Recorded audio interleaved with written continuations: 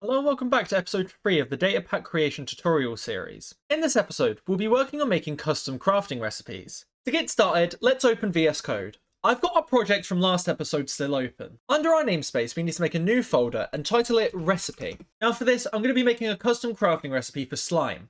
So, I'm going to make a new file. I'm going to call it slime.json. Next, click the first link in the description. It will take you to this site. As you can see, it has a crafting grid and a bunch of items. What we need to do is first search for slime. You can drag that and put it into the recipe. Next, I want some lime dye. I'm going to surround the center with lime dye.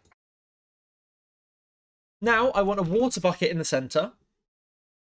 Next, you need to scroll down and copy this JSON. We'll head back into VS Code and then paste it. Save the file and go back into Minecraft and open your world.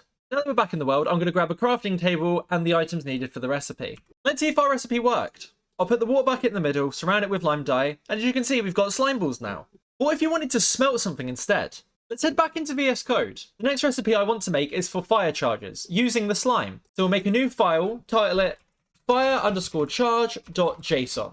We'll head back to the first link in the description, and up here you can see smelting as an option. I'll then look for fire charge, put that in the result, then I'll search for slime and I'll put it in the smelting slot. Down here we can change the crafting time. Let's make it so it smelts really quickly. Now we copy the JSON and paste it in VS Code. Save the file and run /reload. Now if I grab a furnace and some coal, we can test to see if our recipe worked. And as you can see, it's smelting really quickly and we got a fire charge. Now set this tree on fire. I hope this tutorial gave you a better understanding on how to make custom crafting recipes with data packs. If it did, make sure you leave a like and subscribe. Bye!